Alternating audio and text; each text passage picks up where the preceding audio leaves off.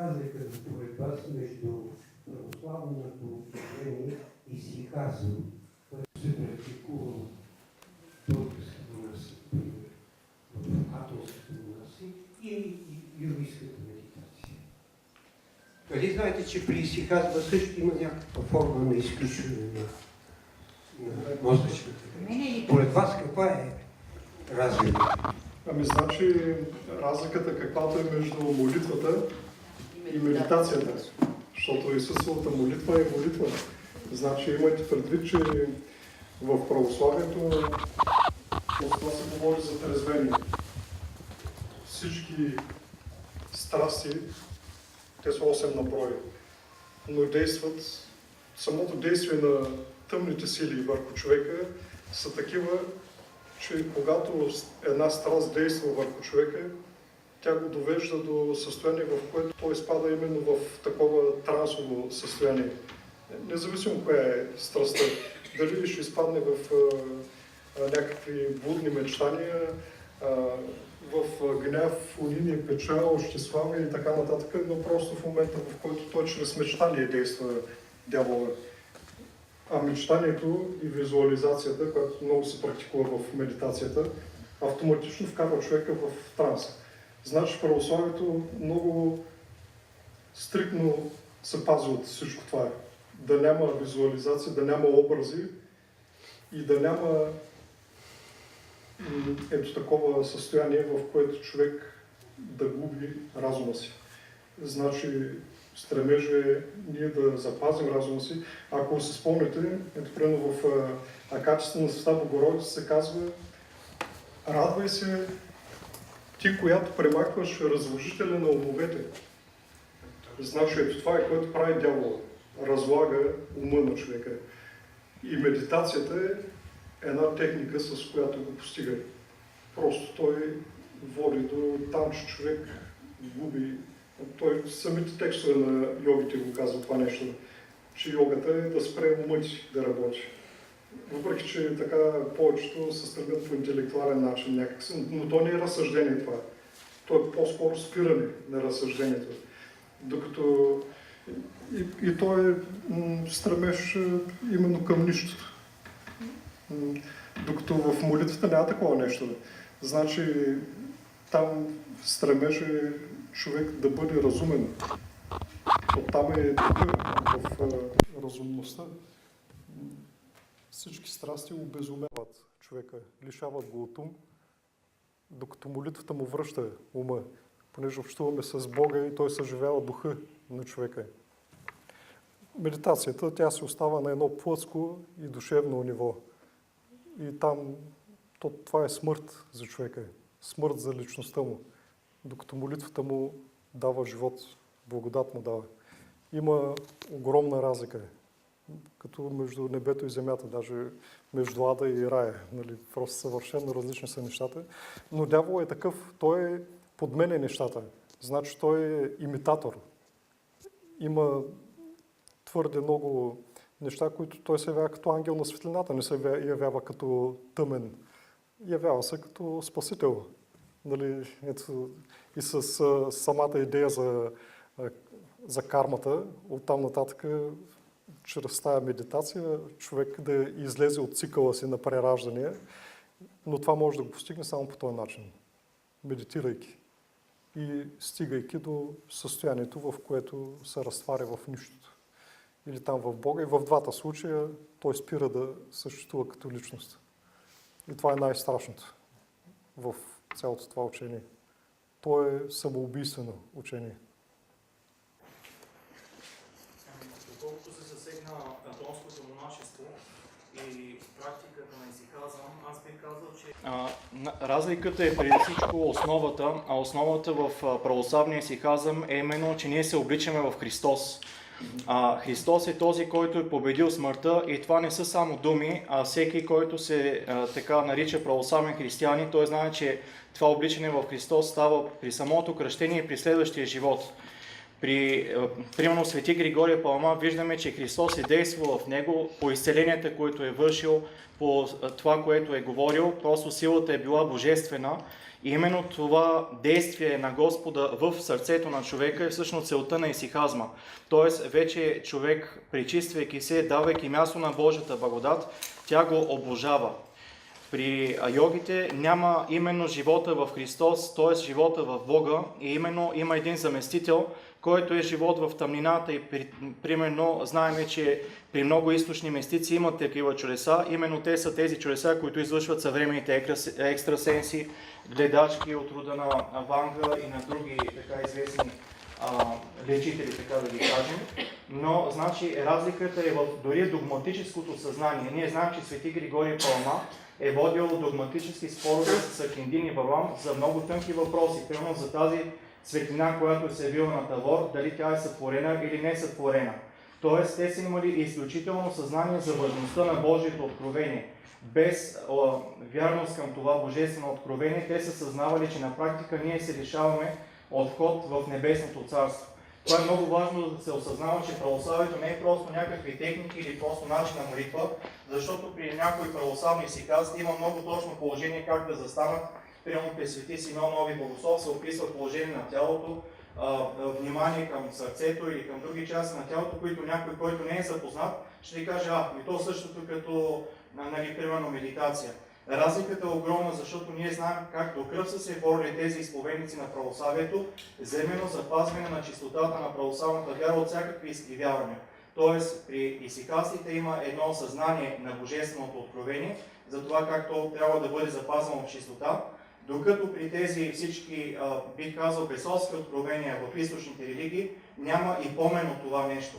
При православието има вярност до кръв на Бог, който заради нас е разпънал и ни е дал да го вкусваме в тялото и кръвта, която приемаме като таинства, във всички таинства на църквата. Има една вярност на църквата, докато, разбира се, при йога няма и помен от тези неща. Ако йогите, разбира се, биха искали искрено да стигнат до Господа, те биха и стигнали до православието. Това го подчертавам. По своя начин те не могат да стигнат до истинския Бог.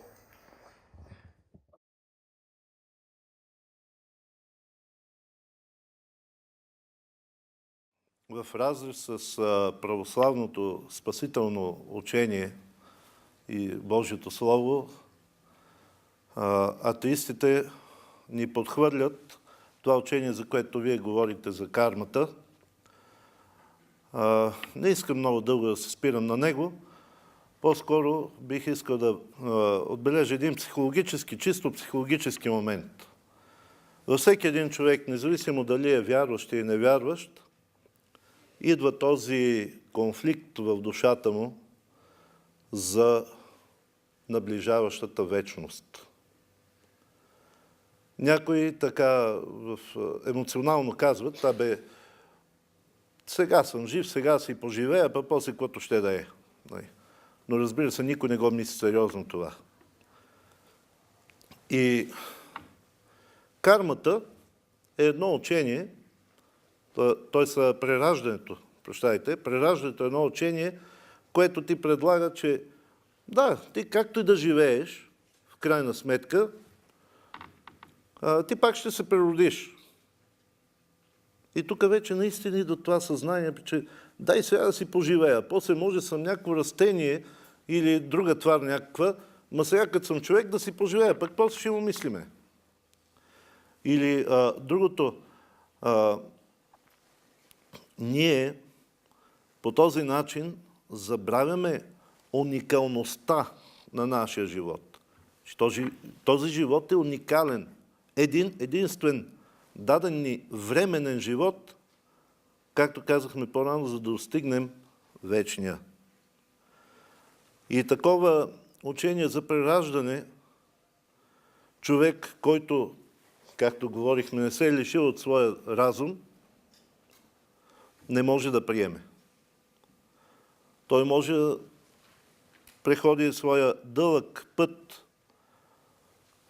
да отиде при йогите, да отиде при мюсюлманите, да отиде при индуски някакви там лъжеучения и тем подобни, но след като искрено търси истината и след като има Божието откровение, което е дадено на цял свят, не само на някаква общност, Бог е дошъл да спаси целия свят, то душата му ще познае това учение.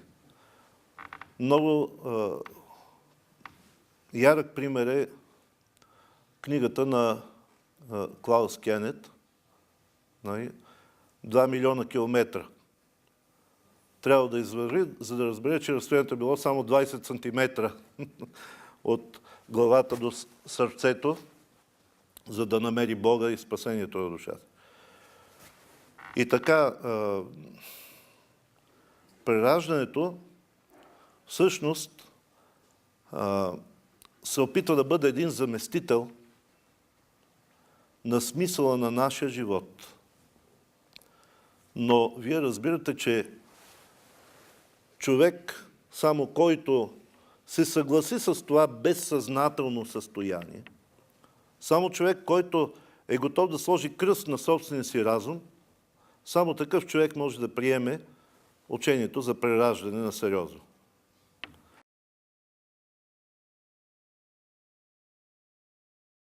За йогите сега се води голяма пропаганда.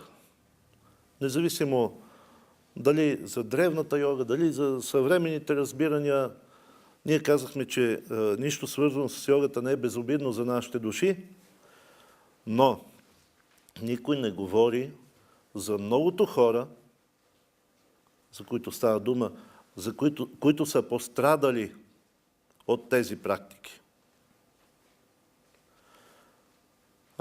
Много хора са пострадали психично, някой чисто телесно, но има и много, които са си загубили живота. За съжаление, много са вече в България. И това не се говори, това се държи в неизвестност. И затова ние трябва да знаем, че няма значение човека дали е запознат с спасителното учение на Христа или не е запознат. Той е Божие творение, Божие чедо и ние трябва да тръбим за истината. Че това е нещо опасно, което няма за цел спасението на човешката душа, а за погубване на човешката личност, първо духовно, както разбрахме, а също така и физически.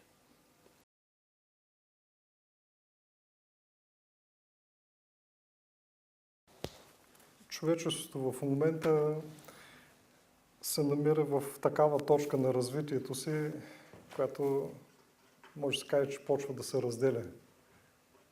New Age се стреми да създаде нов тип човечество, с нов тип съзнание. То не е само йога. Ето както каза госпожата, това са там и бойни изкуства, определени типове музика, киноиндустрията. Те са много неща. И създават друг тип човек, с друг тип мислене, диаметрално противоположен на християнството. Докато не се стигне до оная точка, където всичко ще свърши. Сега има такива, които са с Христа и такива, които са против Него и такива, които са по средата. Колкото повече напред във времето, тия по средата ще изчезват. И е много важно, докато е жив човек, да се ориентира правилно и да застане от правилната страна. И ето така бих се обърнал към всички, които не само с йога се занимават, ами така са увлекли по източни учения, медитации, карма и прочие, всичките елементи на New Age, на новата епоха, на новото съзнание. Светия апостол Павел в посланието до Ефесяните казва: стани, ти, който спиш, и възкресни от мъртвите, и ще те осветли Христос.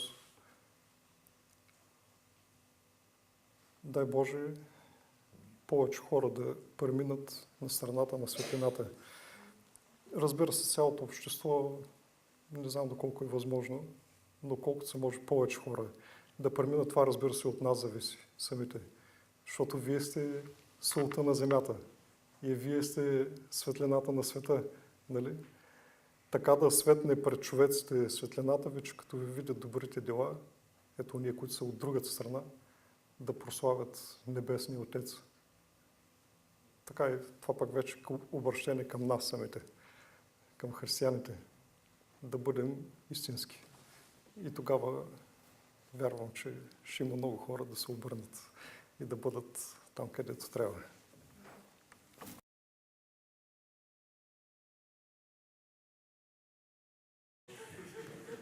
Значи Бабаджи твърди, че Христос е владеел от древните юдейски практики. Ето той е хималайски светец, нали, от който тръгва крия йога. И той е дори имал 12 ученици, той е Бабаджи, и е твърдял, че непрекъснато е във връзка с Исус. Нали, един вид Христос така е бил посветен. Обаче Христос никъде не се вижда да говори за карма, за прераждане. Няма нито на едно място да споменава подобни неща, които са свързани с индуистката вяра и практика даже. Нищо такова не се вижда. Нито пък да излъчва. Там съвсем ясно пише в Евангелието, когато той започнал да върши чудесата си и отишъл в Назарет, и се казвали, този не е ли сина на дърводелец? То съвсем ясно пише в Евангелието от Марк, че той винаги там си е бил. Нали, а всичко друго са спекулации, нищо подобно няма. Нали, че още от 12 си година нататък е ходил някъде из Тибет, нали, не спомням как се казваше автора, но той е сравнително нов някъде в началото на 20 век, покрай теософското дружество.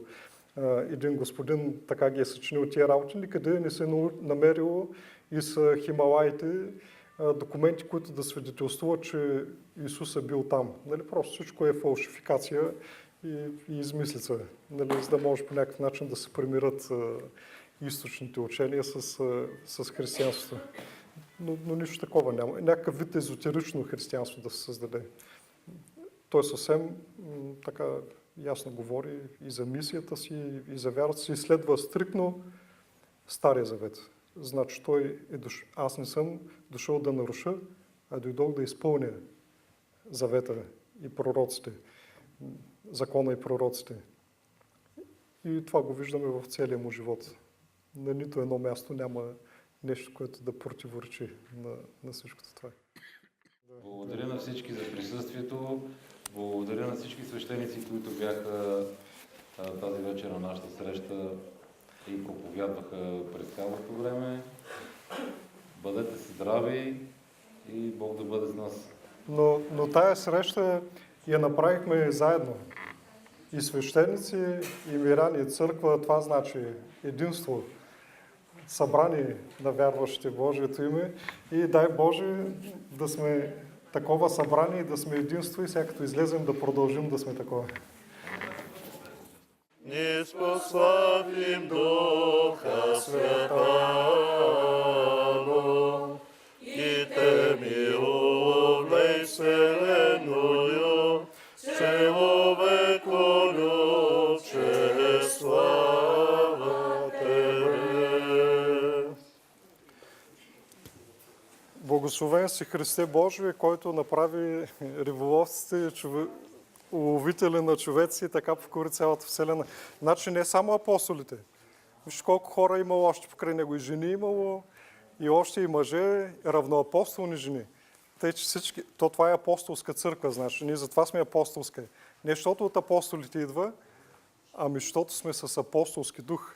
Значи трябва и ние такива да сме, да бъдем апостоли в този свят. В Христа. Да, дай Боже. Така да бъде. Никой не може да ги освободи от любов. От любовта.